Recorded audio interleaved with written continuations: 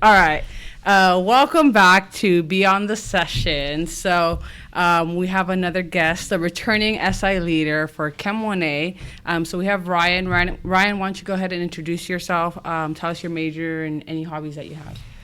My name is Ryan Hayashi. I am a sophomore biochemistry major here at Fresno State. And some of my hobbies, I really enjoy cooking and baking as well as playing chess.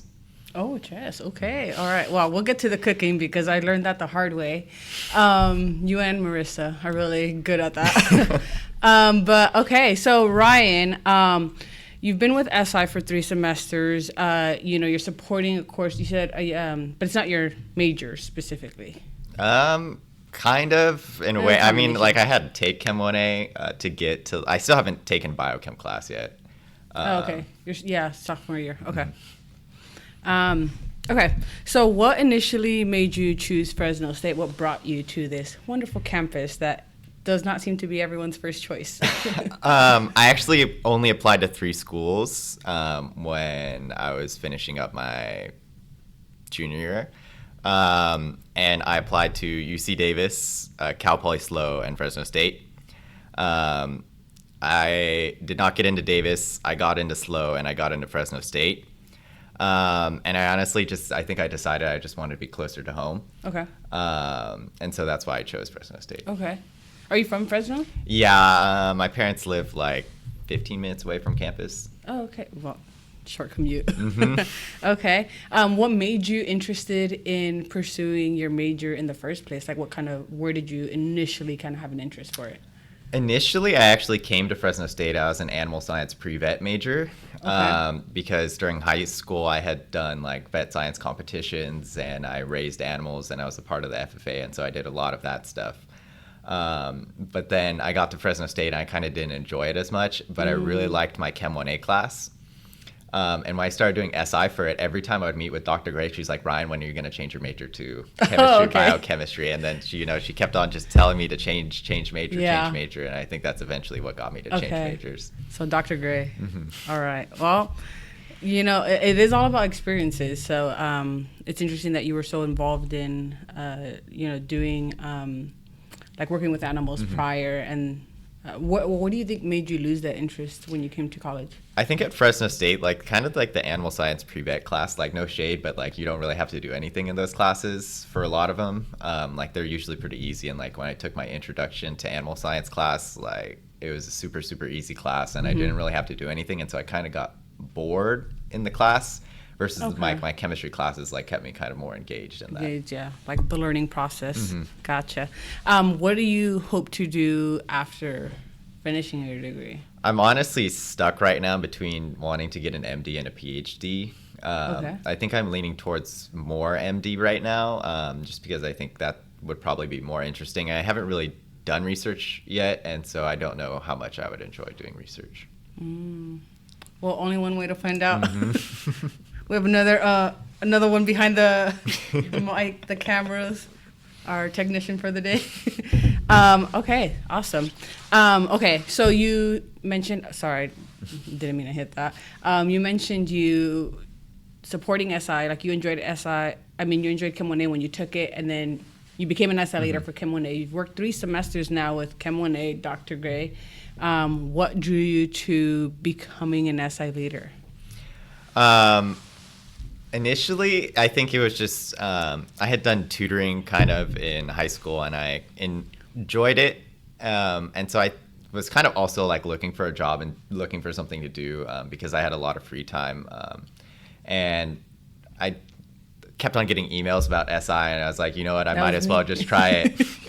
Just go for it. And so I did, and then I started, and I really, really enjoyed my first semester getting to work with students and getting to work with Dr. Gray and the professors. It was just a really cool experience, and so it just kept making me want to come back into it more.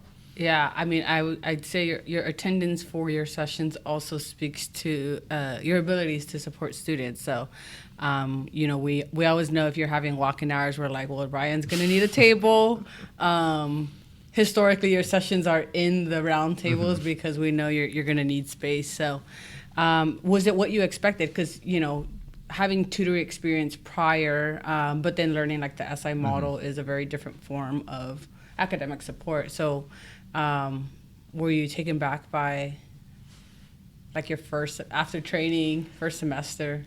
Honestly, like it wasn't what I was expecting at all, but I honestly probably enjoyed it way more than I would have if it was just like tutoring or something like that. Because when I did tutoring, like I liked it, but it wasn't like, wow, this is like a lot of fun and I really enjoyed it. But with SI, I did really, really enjoy like doing the cycle and the fundamental 5 and implementing study skills and stuff like that. Gotcha. Yeah. And working with faculty that you enjoy also contributes to your experience as well. So I know you and Dr. Gray have a really good working relationship. I mean, obviously she made you, she encouraged you to change your major. But as a student, a lot of times individuals are like intimidated to work with faculty or, visit like office hours. Do you feel like that helped you in any way, or were you already kind of comfortable doing that? I think it really did kind of like break that first layer of ice, because before SI, I don't think I had ever gone to like a professor's office hours or really talked to a professor. But now I just crash their office hours whenever I feel like it and just talk with them, and it's actually helped me a lot. Okay, good. Yeah. Okay, so what is it that you enjoy most about, obviously you've come back for 2 semesters and hopefully the upcoming semester as well. What is it that, you kind of spoke to this a little bit already with like working with students, but if you had like pride points of all your semesters with SI, what would they be? I think really my favorite part is like when the students are just like, oh my gosh, like they just get it, or like being able to like get to know so many different students, because over all the semesters I've had so many like different students, and I still now they all say hi to me on campus and like they'll come talk to me and stuff like that. And I think that's a really cool thing when like my students are trying to take the same classes as me so they could sit next to me in class and stuff like that. Okay, that's what, it's important because I think, just as like you're saying, like there's a layer that's broken when you're now more comfortable with working with faculty, or like asking for help, in office hours and that they hold as well. I think that you also do that for students as well, right? Like seeking help can be a really intimidating thing for a lot of students, or there's just this like stigma that comes with asking for help and feeling like you're like not doing something right. You know what I mean? So your sessions, and I think the energy that you bring as well creates that sense of belonging for your students, and to the point where they feel comfortable. Like that's why they want to take classes with you, like it's gone beyond your sessions at this point and feeling that connection as well. So I think that's awesome. What would you say is maybe what you enjoy the least about being an SI? It's all right. This isn't going on your eval. It's a safe space. Least favorite part. Let's see. I think right now, sometimes it's like, since I form like such a good relationship with my students, sometimes it's hard to be like, okay, guys, like we need to like do this, or like I need you to do this for me, because like sometimes the students like they want to work with their friends and stuff like that, and for me to step in and be like, hey guys, like I know you guys are friends, but like we gotta like switch into new groups and stuff like that. It's not always fun, but I think now the students are definitely more used to it. Yeah. No, I got a glimpse of that in another observation that I was able to hear your students at. Yeah, and it is a balance, it's like you want it to be a comfortable space, but also know that like time is of the essence. And while you have some groups that like are very comfortable with each other too, you can always get new students into a session as well. And so again, bridging those gaps, right? Like getting them more comfortable in general, where it's like we know the comfort zone is them coming into SI with friends already, but being able to leave with SI knowing more people, feeling more comfortable working with others outside of their typical bubble, right? But I kind of like, I know what you mean, like in terms of like cutting off, it feels more like authoritative, if that's the word, and you're kind of like, don't do it. But at the same time, it's part of the facilitation as well, where it's like, okay, like this isn't me just being stern in a sense, but also like just keeping us on track, because there's a lot to cover, right? Like if we don't get to more content, that's not a loss for you. You already took the course, you already passed the course, but it's less practice that they get through, right? And getting off topic can, I think they're always going to have these little side chats, but it's like, okay, like when it starts to disrupt is where it gets a little uncomfortable. I know what you mean, but it's also necessary to make sure to kind of keep them on track. So what has been the most like challenging, or I don't know if you felt, because you're supporting the same course, you're supporting the same instructor, sometimes that can get a little repetitive and it might impact the way people approach their work. So what has kind of helped you avoid, because I don't think, we haven't seen that with you, you know what I mean? But I have seen it with a lot of leaders, even just supporting the same course back-to-back semesters. So what keeps you, I guess, not bored, for lack of better terms?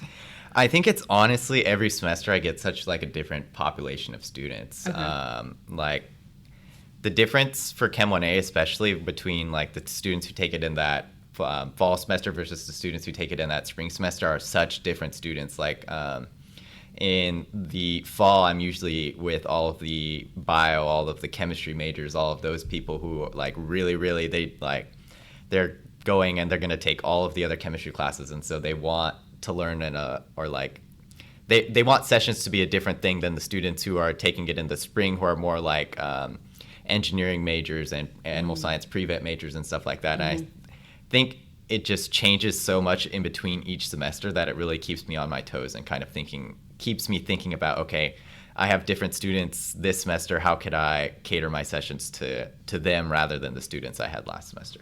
Yeah, and that's great that you do that too, because I think on the student, well, most students don't know how much goes into planning a session, right? Or like what you do. They just know you show up for the session. You're there to help during walk-in hours as well. But I think that also just speaks to like your growth mindset of like knowing that like there's different crowds you're catering to, and wanting to take that extra step to make sure that you like don't just like kind of sit back and like, okay, well, I know this, or I can just go back into my folder of what I've done in the past and reuse that. So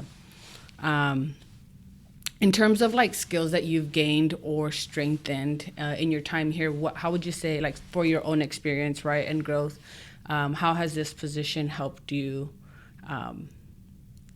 again, with any like transferable skills?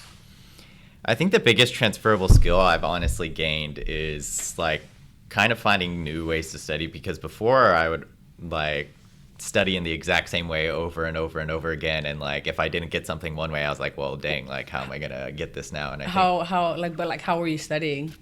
Honestly, it would just be like I just look at the lecture slides and like read them and stuff like that, and that was pretty much it. And like maybe take extra notes on it. But now I do like other things, like sometimes I make charts or like make flashcards and all that kind of stuff. And it's just really helped me, especially in my classes, with them getting harder as I move up into the upper division classes. Yeah, no, absolutely. I think a lot of times people they come in with those study habits already, where it's like, well, I don't know, I'm gonna reread my notes. The notes that I took that should make sense to me don't make sense to me when I read them afterwards. But then, part of it is like you come in with the study skills that you've used as a student, and getting exposed to different ones, right? A lot of times if we just stay with the same ones, and we've had folks that it's really hard to break away from what they just trust as well, and introducing varied oh my god, I can't talk, varied study skills to students, right? So hitting different like learning styles. In this case, it sounds like you yourself went with more like visuals, or things that are going to help with like repetition as well. So I'm good that you're seeing the translation to how this helps you as well as a student, even though you're not attending SI, obviously for like Chem 1A, but you yourself are able to become a stronger student because of it as well. So what is something that most people wouldn't know about you unless they took the time to ask? Let's see. What most people wouldn't know.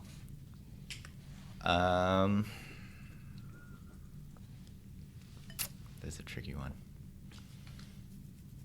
I feel like a lot of the team knows that you cook.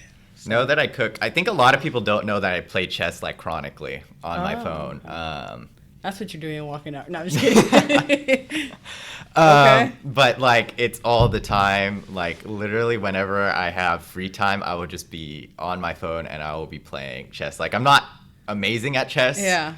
But I just can't stop and I just play. Are you like playing other people? Yeah. Okay. Like so I'll play against people online and then like I'll lose a bunch and then I'll win a bunch and then Okay.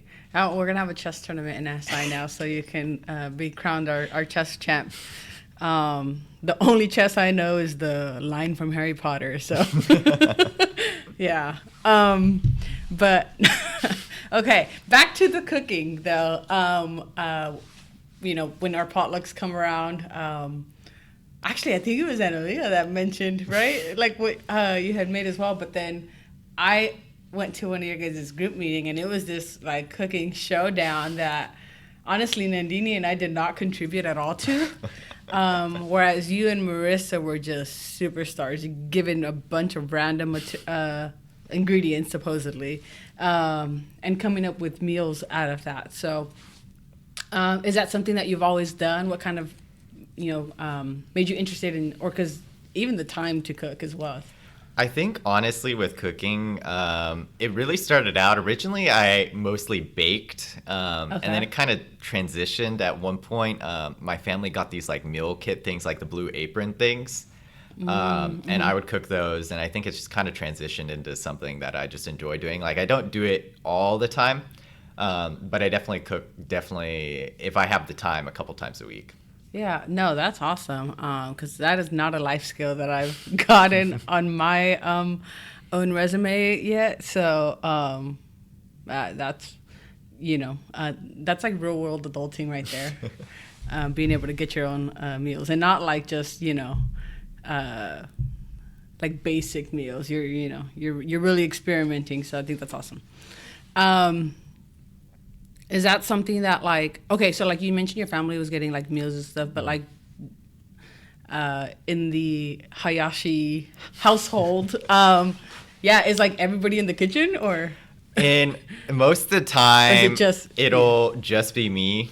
Like occasionally, like my dad will get on the grill or something like that. Okay. But a lot of the times it'll be, if we're making a meal from scratch, it'll be me in the kitchen, and then I'll do most of the stuff for that. Okay, all right, dang. Unless my grandma's there, my Asian grandma, like she is the one in the kitchen all the time.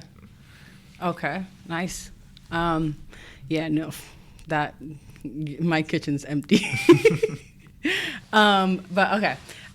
With that being said, so your family-wise, are you the first in your family to go to college, or are you? I am not. My mom has her master's, and she's a TK teacher, and then my dad, or both my parents actually went to Fresno State. Okay. Did they meet here? They had actually known each other since like they were like in middle school or something like that. That's cute. Okay. But they like hated each other until college. Okay. Yeah, sure. Hated. And so they have their degrees from Fresno State. My dad was a biology major. And so I'm not the first one, but my parents were the first ones in their families to go to college. Do you think that also influenced your decision to come here? Your parents? I think not so much that they came here. I think it was just really nice. It's nice to come home and I have a pantry full of food because I still live with my parents. And so I think that's one of the reasons. Yeah. And then also I want to go to school after this, and I don't want to be in crippling debt from like going to SLO or something. Yeah, true. I mean, like it's definitely far more affordable, especially if you're also not like paying housing and stuff like that beyond tuition. So that's cool. Do you have any siblings, Ryan? Yeah, I have one younger brother, and he is a sophomore at Clovis East. Oh, okay. And then he also wants to come to Fresno State. Okay, so Bulldog born, Bulldog bred runs through your family. That's awesome. And then you mentioned your mom went into education, and then your dad, what did? He works at the Air Valley Pollution Control District, and he has like some super long title that I can't remember or something like that. Oh, okay, cool. What is your brother interested in pursuing? He actually has no clue. Like every time I ask him, he's like, I don't know. But he thinks it'll probably be in science. What kind of science, he doesn't know yet. Yeah. He might follow in your footsteps. You never know. But okay. All right, Ryan. So we're going to go ahead and get to our rapid fire questions. So as somebody who enjoys cooking, what is your favorite thing to eat in Fresno? In Fresno? If you had to eat out. Ooh, it's hard. There's like two places. Okay. There's one place called La Aperitif, and it's like this kind of smaller. It's like kind of like a French fusion type place. It's actually pretty close to Fresno State. It's right in the. It's in the same parking lot as Aran Market, and they make really good pasta there. And then another place is called Qingtao. It's a Chinese restaurant. It's down Shaw, right next to Japanese Kitchen. And my family has been going there forever. And I think it's the best Chinese food in Fresno, no doubt. All right, big claims. I'm going to have to check it out. Okay, what's your favorite season of the year? I honestly think fall. I like it a little bit colder. But if it... fall and then probably spring after. Okay. Dream vacation destination. Dream vacation destination. I think it'd be really cool to go to Japan or Korea or both at the same time. Just because I have family from Japan and then family from Korea, and I think it'd be really cool to go there. Yeah, that's awesome. Favorite movie genre? Genre? I like a lot of horror movies, I think. I like both kinds of horror movies, like the actual like scary ones and then the ones that are like so stupid, like Scary Movie. That's not really scary, but it's just more of a comedy movie. Yeah, that's comedy. I could quote that movie a little too well. Favorite musical artist? Ooh. The problem is like I have like two very different music tastes. Like I like those like 90s, early 2000s, like kind of like rockish bands. Uh-huh. And then also like the super new like pop people like oh my god, why am I blanking on her name? Sabrina Carpenter and stuff like that. Okay. So it's like two very different ones. But I think the one I probably listen to most consistently over the years has probably been like Red Hot Chili Peppers or like Green Day or something like that. Love Red Hot Chili Peppers. I honestly think they're probably like the best concert that I've gone to. So, if you could have one superpower, what would it be? One superpower. I think teleportation would be pretty cool, honestly. Like, you just be like, oh, I want to go to the beach for a weekend, and then you teleport there, and you don't have to worry about the drive or anything like True. that. The cost. The cost to drive. Flight cost. And it's like, oh, man, I don't have to get a hotel because you just teleport back home and then sleep in your own bed. And Dang, honestly, you might have just gotten the best hack right there. That's a good one. What is your spirit animal?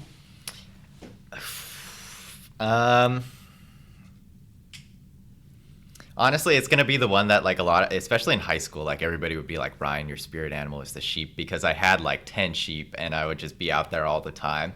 Okay. And like they just like, and it was Associate that. they would just associate it with me because I was the guy out there just working with the sheep all the time, and like I worked on a sheep farm for a while, and like it was just a whole thing.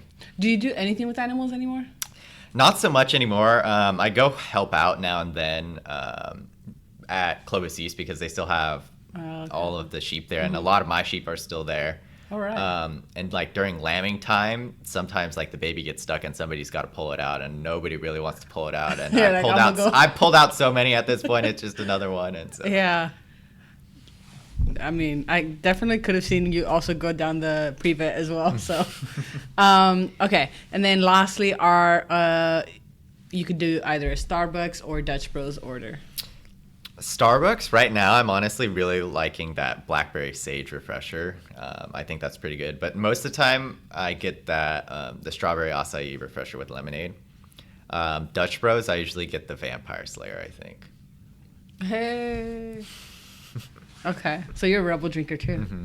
Alrighty. Well, that's all we've got for you today, Ryan. Thanks for coming on the podcast and sharing a little bit more about, you know, yourself and, you know, what brought you here and what keeps you here as well. So